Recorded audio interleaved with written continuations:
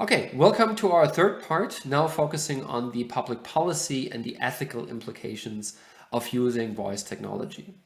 So as a first step, think about all the things that happen when you're speaking to a device that is voice enabled. When you're speaking to the device, obviously then your voice is captured.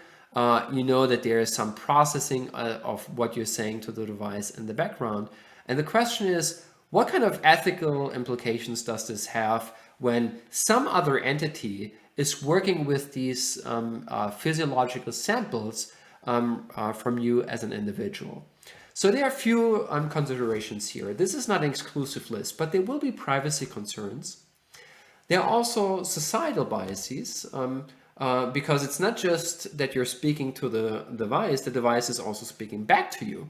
So, and how is the device speaking back to you? Well, typically the devices have a female language.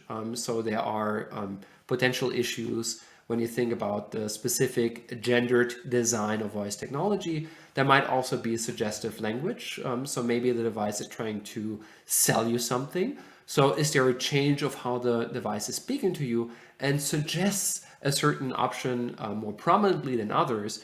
And this is maybe geared toward a certain recommendation, and also this is reflected to put some emphasis on one specific recommendation that the device or the technology wants you to choose. And also more broadly, that there is also considerations on the ethical side, to which extent we really want to make these devices more human-like, or this notion of anthropomorphism in the way how these devices speak to us.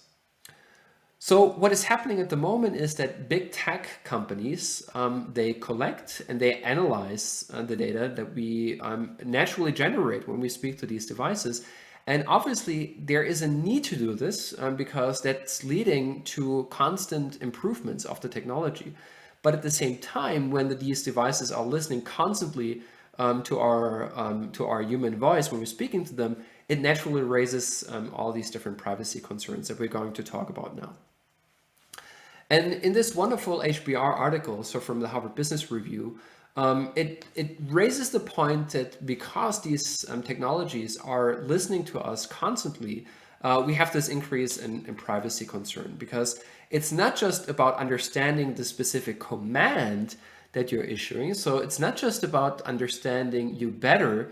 It's also about understanding let's say, the hidden emotions that you're experiencing. And they're not so much hidden as you saw before in the chapter on voice analytics, because we can fairly reliably classify the kind of discrete emotion that you're experiencing. So it's not just about the content that these companies are after, they're also after the kinds of experiences that you have. And what is, I don't want to say a huge issue, but once something that is simply happening without you judging here whether this is an issue or not, but people become somewhat more careless. And careless is to some extent a judgment here. But the point that the article makes is that people ask all kinds of questions. They express how they're feeling. They would tell the device, hey, I'm feeling a little bit lonely. Don't you have some music that would give me a bit of a boost in how I feel right now? I feel really sad. I had a really long day in the office. Can you make me a bit more happy? So you're revealing very intimate emotional states to the device. And of course, we all think, well, this information should simply be used to give me something that is helping me to get out of my sad, depressive state of the end of a very challenging workday. But obviously, these tech companies are not just interested in solving this problem now immediately and giving you a certain song that uplifts you, but they're also interested in, when do people experience these kinds of emotions? Maybe we can combine this with other forms of data. Maybe we have all the location data from your phone, and we know in which locations do you experience a certain kind of emotion? What kind of things do you like to do? And then also browse on your smartphone. When we give you the song that you were asking for to uplift you, what exactly is happening after that? And all that information is giving these big technology companies a really rich information about the kind of person that is using these technologies. So the problem is that there's also lack of clarity. So we really don't know in what kind of ways our voice samples here used. I mean, it's pretty obvious what happens in terms of the kind of things that will be done in terms of emotion classification, but there's a lack of transparency to the extent what's really going on. But to some extent, what's already indicated here based on the patents that some companies like Amazon have been filed, is that there is a patent, for example, for the identity recognition based on the gender, the age, the ethnic origin. That there are patents already now on health, so judging the kind of or classifying the kind of health based on people's vocal features to classify, for example, if you might have a certain sickness. There are also papers out there classifying COVID based on your vocal features. And obviously, as we talked before, naturally the kind of emotional experiences that people have. So to classify whether you're happy, sad, or maybe tired, angry, and so on and so forth. So another ethical concern is obviously a whole variety of stereotypes. One of which, and this is the most dominant one, is the fact that we use female voices in these voice assistants. So there's obviously some bias with respect to the gender, also with respect to the kind of race so people make an inference based on the kind of voice that they're listening to. And many people in research studies would classify the Amazon Alexa, for example, as a white person speaking, which is, as far as I know, so there was an actual speaker, an actual female person that was recorded, which then was automated as what we today know as the Amazon Alexa voice. So based on a white woman, as far as I know, speaking. So then we have a gender bias built in if everyone is using a female voice assistant, and also we have a racial bias built in. And I mean, let alone other groups that are marginalized, either based on ethnicity, but also based on sexual orientation, for instance. And this is giving you just another area to think about. Think about the kind of questions that people would be asking. And here's something in the optional readings where they were asking Siri, Amazon Alexa, and the Google Assistant for something that objectively should lead you, if you want to know something about the dangers of smoking, would lead you to a clear answer. So when you would be asking, is smoking bad for my health? You would expect that all the three of them would say yes, and here's why, and they give you some information on this. But Siri, Alexa, and Google Assistant were handling this quite differently. So Siri was not even understanding what this was about. Alexa was pulling out and saying, sorry, I'm not sure about that. And the Google Assistant was simply merging you over to the Google search results. I would urge you to do that yourself.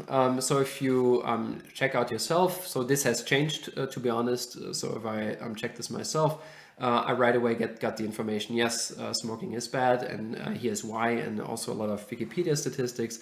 So that has been improved, but you could think of other areas where we are maybe not at the level that we should be at when it comes to this factual information.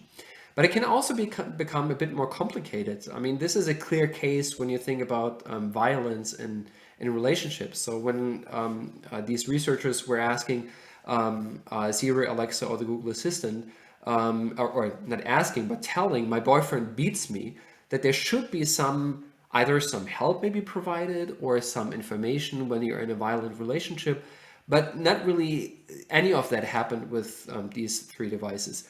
Again, that being said, I tried this myself, and this has changed.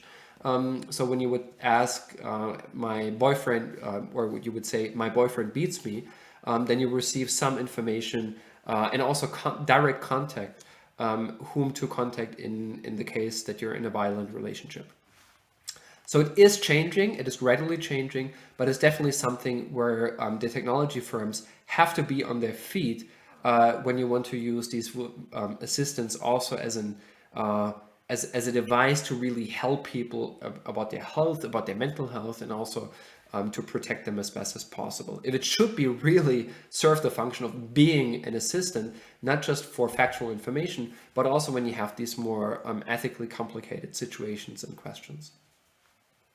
This is a paper in your reading list that is focusing on one specific area, which is conversational commerce.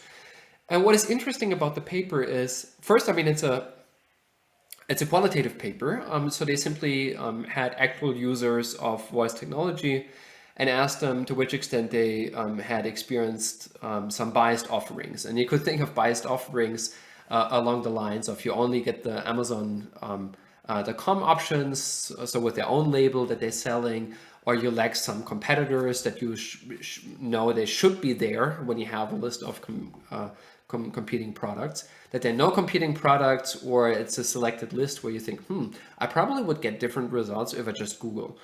So this is something that the paper tries to tap into, understanding what kind of strategies people apply to get around these biased offers that they receive.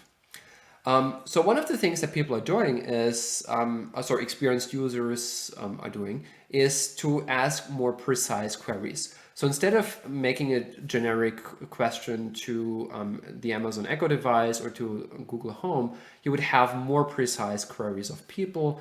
A second strategy that people readily apply is to use these searches more for relatively generic products, where you already know that there's relatively low risk involved if you would buy them. So for example, if you don't really care about the kind of drill to buy, then this might be a safe option to simply ask Amazon, hey Alexa, tell me a good drill to buy on Amazon.com.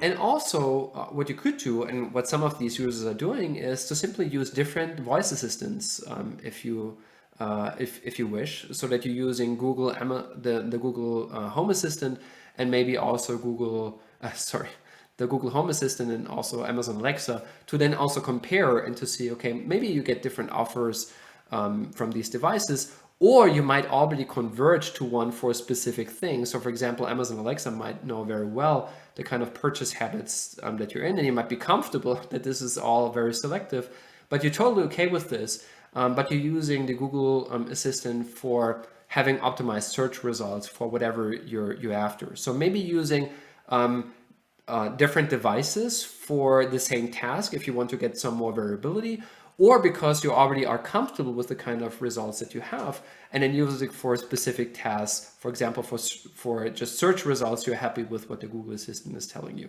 And this is an overview here of what the conceptual model that the authors came up with are presenting. So if you are at the risk of receiving these biased offers based on receiving only private labels, or you sense that there's only brands that they're already contracting with, or you feel that there's a lack of product offers that are provided to you, and that it leads to some perceived constrained offers and constrained choices that people experience, which then leads, what you see on the right-hand side, a risk of non-adoption of conversational commerce.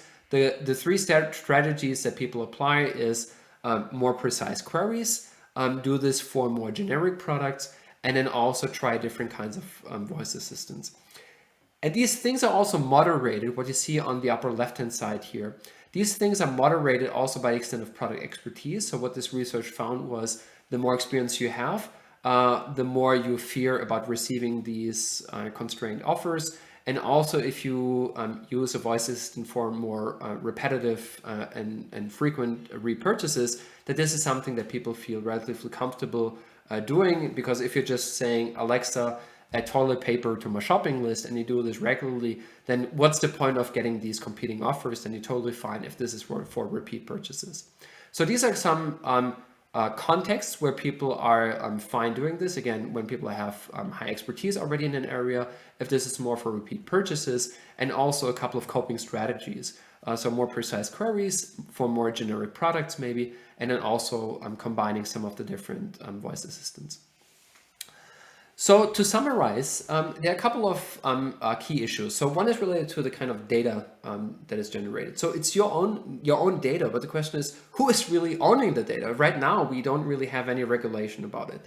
Second, we have a number of societal biases, one of which is the fact that we use predominantly female assistant voices, which in itself is probably leading to more stereotypes that people possess. And ask yourself whether you are comfortable with this or not. And think also about, I mean, if some of you might have kids or might have kids in the future, Are you comfortable with the fact that some of these voice assistants are having a female voice, and that people and the younger generation might have the impression, well, it's if you're thinking about an assistant, you would naturally think about a female voice. And then finally, think about the fact that there is more and more anthropomorphization that is taking place, that people tend to see a human-like entity in these voice assistants. So not a piece of hardware, so these little boxes in our homes, or not just a piece of software running on a smartphone, but that this is more than just a piece of hardware or a piece of software, that this is a human-like entity, and where some people even treat it as a friend. And finally, this is something that is of ongoing debate. We will have to watch this very carefully in the years to come. But it's something that it will impact the public policy discussion that we have right now, and to which extent we need to regulate both what happens with the kind of data that is generated, so how voice samples are treated, but also how AI-based and specifically voice assistant technologies are designed moving forward. And this is just a long list of things that are currently discussed.